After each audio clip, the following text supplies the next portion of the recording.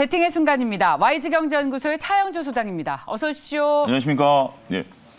자, 바로 시작합니다. 첫 번째 종목은 영원무역입니다. 어떤 배팅할 수 있습니까? 현재 리오프닝 관련주들이 좀 많이 얘기가 되고 있는데요. 네. 리오프닝 관련주 중에서 핵심주가 아니겠는가? 저는 조금 한번 담아야 될 때가 됐다 말씀드릴 수가 있겠습니다. 네. 일단 우리가 리오프닝 관련해서는 여러 가지 섹터들이 있죠. 여행 섹터, 예. 그다음에 화장품 섹터, 카지노, 면세점 이런 것들이 있는데 이런 것들이 지금 이제 아무래도 앞으로 이제 위드 코로나 시대가 되면서 수혜를 볼 가능성에 대해서도 얘기가 나오고 있고 여러 가지 얘기들이 나오고 있죠. 지금 우리나라 같은 경우 지금 여행이 이제 풀어지다 보니까 인터파크를 중심으로 했을 때 여행 예약객 수가 좀 많이 늘었다 이런 얘기들도 여러 가지 있습니다. 근데 그런 것들이 지금 당장 원활하게 이루어지기까지는 저는 여전히 시간이 좀 필요하다라고 좀 봐야 되고요. 좀 확인해야 될 것들이 많습니다. 가장 큰 변수는 이제 변이 바이러스가 안 나타나야 되겠죠.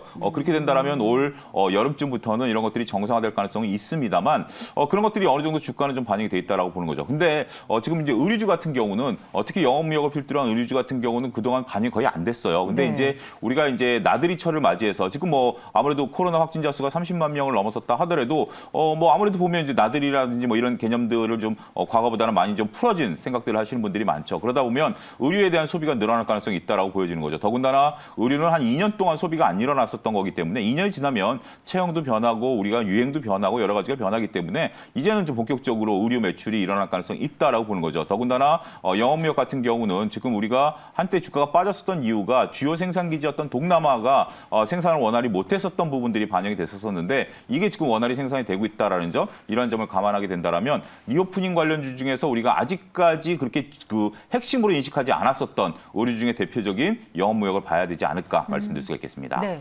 리오프닝 주식 가운데 어떤 섹터에 관심을 가져야 될지 선정하는 것이 쉽지가 않아요. 그렇습니다. 근데 네. 여러분들이 항공주들 많이 보고 계신데요. 네. 항공주는 저는 지금으로서는 굉장히 위험할 수 있다. 그래요? 왜냐하면 지금 오늘 TA 항공 같은 것도 올라가는데 TA 항공이 지금 유상증자를 했거든요. 890억 정도를 운영 자금으로 끌어왔는데 이게 지금 이제 더군다나 아시아나항공 같은 경우 제가 어저께 뉴스를 보니까 일본의 지방 노선에 이제 비행기를 띄우기 시작했고요. 오사카 같은 경우 주 3회에서 주 5회로 늘리겠다. 이런 얘기가 있었습니다. 근데 이런 것들이 이제 먼저 항공주들은 비행기를 띄워야죠. 예. 근데 지금 항공주가 이제 오사카에 3회에서 5회로 간다 그래서 비행기가 꽉 찰까요?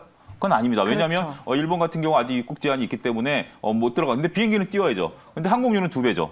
이런 부분들을 보면 지금 계속 적자예요. 근데 이제 이런 적자를 이제 버텨낼 수 있는 자금력을 가지고 버텨낸다라는 것들인데 이게 이제 시간 싸움이 저는 들어갔다라는 게 여기서 이제 변이 바이러스가 튀어나오면 이건 한 대 얻어맞는 겁니다. 그렇지 않다라면 이게 성공하는 건데 그렇기 때문에 이러한 관련주들로 투자한다라는 것은 지금은 리스크가 좀 여전히 존재한다라고 보여지고요. 그 중에서 의류 관련주들, 소비 관련, BGF 리테일이라든지 이런 쪽들에 대해서는 여러분들이 현실적인 관심을 가지실 필요가 있지 않겠는가 말씀드릴 수가 있겠습니다. 변이 바이러스가 만약에 다시 나온다면 리스크가 있을 종목이 아니라 네. 거기로부터 좀 더 자유로운 리오프닝 그렇습니다. 주식을 보자. 예. 그래서 영원무역을 탑픽으로 꼽아주셨습니다. 목표가는 얼마로 잡고 목표가는 계세요? 5만 원 제시해드리겠고요. 손절 라인은 4만 3천 원 제시해드리도록 하겠습니다. 네, 잘 들었습니다. 두 번째 배팅의 순간은 인선 ENT입니다.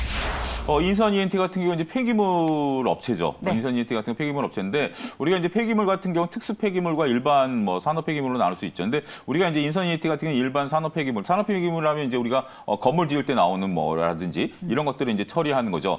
우리가 이제 그 폐기물 업체들이 소위 말해서 님비 현상이 있기 때문에 네. 이게 지금 경제적 혜자를 갖고 있는 대표적인 업종이다라고 여러분들한테 자신 있게 말씀드리는 업종 아니겠습니까? 그리고 인선 ENT 같은 경우 이미 허가를 받아낸 경상남도 지역에 있어서의 새로운 매립지가 또 가동이 되고 있는 상황이고요. 예. 경기도 지역이라든지 이제 전국 곳곳에 다양한 매립지를 갖고 있기 때문에 이런 것들이 비교 우위를 나타낸다는 거죠. 근데 최근에 주가 움직임이 좀 견제적이다라는 게 지금 이제 윤석열 당선이 되고 나서 주택 250만 원 건설에 대한 이제 탄력이 붙을 거 아닙니까? 근데 이제 주요 되는 것들이 빈 땅에다가 이걸 짓는 게 아니라 재개발 재건축에 이제 중점한다라는 건데 땅이 없다 보니까 그러면 재개발 재건축에서 나오는 막대한 폐기물들을 또 처리해야 됩니다. 어떻게 부시고 지어야 된다라는 된다라는 현실적인 얘기죠. 그러면 그런 것들을 어디에다 처리해야 되느냐? 처리할 땅이 없습니다. 이것은 인선 ENT가 거의 독과점으로 가져갈 수밖에 없다라는 거죠.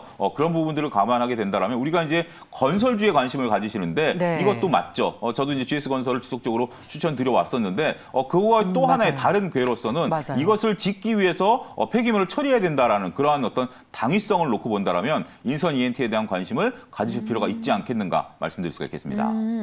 맞아요. GS건설을 좀 일찍 소개를 해주셨고, 그렇죠. 만약에 여기에 관심을 가지셨던 분들은 지금 만족할 만한 수익을 또 거두셨을 것 같은데 네. 인선 이엔트를 또 추가하셨습니다. 저희 네. 계속 광장에서도 이제 건설주 가운데에서도 건설 기자재, 뭐 인테리어 네. 이런 주식들의 점점점 매기가 이어지면서 이런 작은 주식들에도 관심을 갖자라는 말씀을 해주셨는데 그런 의미에서 인선 ENT 오늘 또 베팅의 순간에서 추가를 해주셨습니다.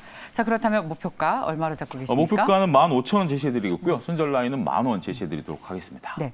소장님 그럼 GS건설은 계속 매수의 베팅으로 저는 가져갑니까? GS건설은 중기적인 관점에서 계속 들고 아무래도 변동성은 좀 있겠죠. 변동성은 네. 있겠습니다만 제가 말씀드리는 게 이제 공약과 정책은 다를 수 있습니다만 그래도 현재 지금 윤석열 당선인께서는 주택 건설에 대한 어떤 그런 것들은 계속해서 유지할 가능성이 높기 때문에 그런 부분에 대한 중기적인 시각은 여전히 유효하다 이렇게 좀 말씀드릴 수가 있겠습니다. 네, 윤석열 정부의 재건축 완화에 대한 기대감으로 관련 수혜를 인선 ENT가 누릴 것이다라는 의견을 주셨습니다.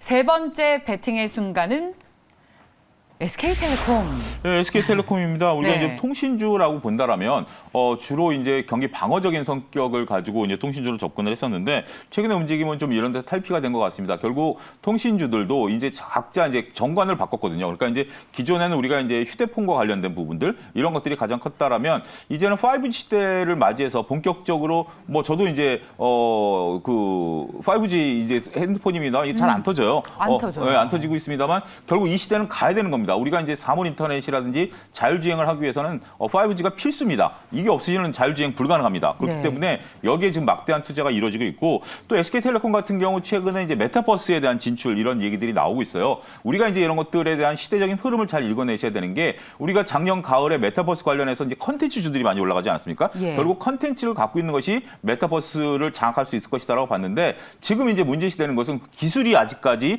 뒷받침이 안 된다라는 거죠. 그렇기 때문에 메타가 지금 막대한 돈을 쏟아부었음에도 불구하고 메타버스의 시대가 구현이 안 된다라는 거죠. 이런 것들을 지금 SK텔레콤이 먼저 기술 개발을 하겠다라는 겁니다. 그러니까 SK텔레콤이 갖고 있는 통신력을 바탕으로 해서 기술을 개발하고 이제 장기적으로 보면 이 기술은 우리가 이제 통신 기술처럼 무차별되겠죠. 하지만 일단은 여기에 투자를 하겠다라는 것에 방점을 찍어야 되고요. 그 뒤로 후속도로 올 수 있는 게 컨텐츠다라는 점에서 볼 때는 이 지금 SK텔레콤의 어떤 선제적인 투자, 공격적인 투자 이런 것들에 우리가 관심을 가져야 될 때가 아니겠는가 말씀드릴 수가 있겠습니다. 네, 좋습니다. 야, 무거운 통신주입니다. 그리고 우리에게 그렇게 만족할 만한 또 수익을 줬었던 기억도 별로 없는데 네. 이번엔 좀 기대를 가져볼까요? 예. 차영주 소장께서 SK텔레콤 가격 전략 어떻게 세우십니까? 가격 전략은 8만 원까지 목표 주가를 좀 올리도록 하겠고요. 손절 라인은 52,000원 제시해드리도록 하겠습니다. 네, 좋습니다. 자, 벌써 마지막 종목입니다. 베팅의 순간 저희는 보성파워텍을 보겠습니다. 보성파워텍은 우리가 이제 그 윤석열 당선인에 따른 원전 관련주로서 이제 각광을 받고 있는데 저는 중립 의견을 제시해드리도록 하겠습니다. 중립이요. 지금 이제 원전 관련해서 많은 기대감을 갖고 있는 건 사실입니다. 그리고 이제 윤석열 당선인 측에서 3, 4호기에 대한 신월진 3, 4호기에 대한 어떤 그 다시 공사 재개에 대한 부분들이 있는데 이런 것만 갖고 지금 현재 그 원전 관련주가 이렇게까지 올라갈 만한 요소는 안 된다. 물론 원전은 지금 대세가 맞습니다만 원전 관련주들이 지금까지 올라갈 만한 것은 그 요소 말고 다른 요소가 필요하다. 결국 네. 우리가 이제 중국이 작년 가을에 밝혔던 160기 원전 건설에 대한 것들을 따와야 되거든요. 이것은 이제 앞으로 차기 정부가 외교력과 그 통상력을 가지고 따와줘야 되는 부분들이죠. 이거는 민간 기업이 들어갈 수 있는 부분들은 아닙니다. 따라서 국내만 갖고 이렇게 주가가 올라갔다라는 것은 지금 시점에서는 여러분들이 이익을 챙기실 때지 더 여기서부터 신규 투자로 들어가기에는 조금 조심스럽다 말씀드릴 수 있겠습니다. 좋습니다. 여러분 보성파워텍은 매수가 아니라 중립의 의견 사실상 이제는 슬슬 정리해가는 것이 어떻겠냐라는 네, 속뜻이 담겨 있습니다. 좋습니다. 자, 오늘 베팅의 순간 YG경제연구소의 차영주 소장이었습니다. 고맙습니다. 감사합니다.